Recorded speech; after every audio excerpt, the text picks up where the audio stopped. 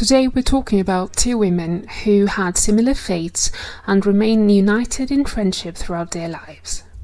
I'm talking about Queen Victoria of the United Kingdom and Queen Maria of Portugal. By some unexpected twists, the 19th century saw three women at the head of three powerful kingdoms in Europe. We're talking of Maria II in Portugal, Victoria in the United Kingdom, and Isabella II in Spain. These women were three important queen regnants.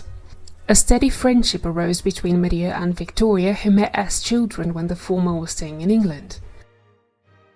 They never saw each other again, though their esteem was maintained by a lifetime of correspondence, which only ended with Maria's premature death. They were born only a few weeks apart. Maria was born on the 4th April 1819 in Rio de Janeiro, Brazil. She was the only European monarch to be born outside of Europe in this century. Victoria, on the other hand, was born on the 24th May 1819 in London, not even 2 years after the unexpected death of Princess Charlotte of Wales. For many years, Victoria's future remained unsteady. Her uncle William, future William IV, and her aunt Adelaide had several children, but none of them survived past infancy.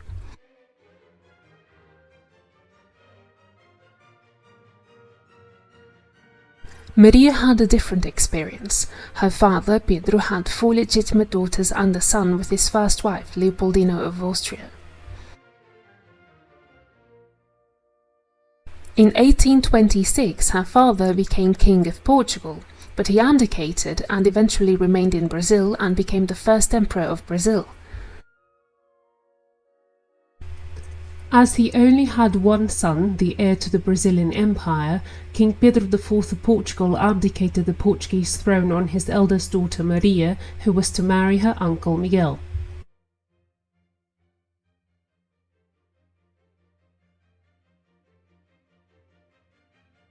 Maria thus became queen at the age of 7, but her path to the throne was marked by revolts and civil wars.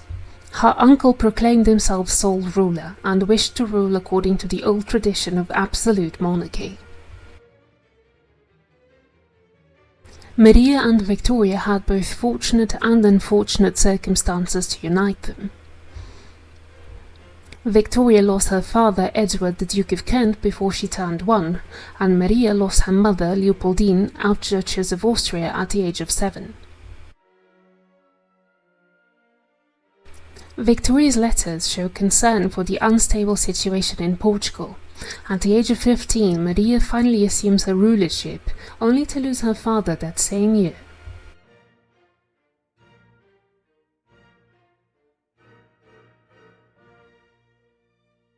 While Victoria is waiting for her turn, Maria is enduring the economic, political and social unrest of the realm. In 1835, she marries her stepmother's brother, Auguste de Beauharnais.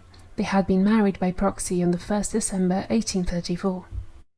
Auguste unexpectedly died only 2 months after their marriage, so before she was 16, Maria was already a queen, an orphan and a widow. Yet it was this very widowhood that came to connect her and Victoria even further.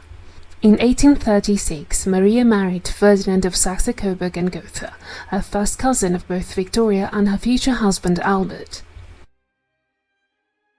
The next years are lived trying to balance their roles as head of state and their family lives.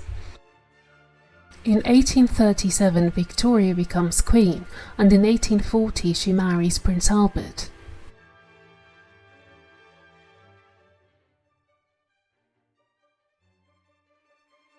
Both women went on to have numerous children, though their approach to pregnancy and childbirth was quite different. Whereas Victoria disliked both, Maria, who receives the recommendation to stop conceiving children, allegedly said, "If I die at my post." Victoria had 9 children and Maria had 11, though not all of hers survived past infancy.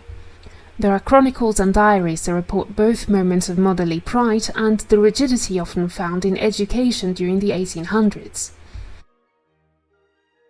Their friendship came to a sudden end in 1853. Maria died in childbirth.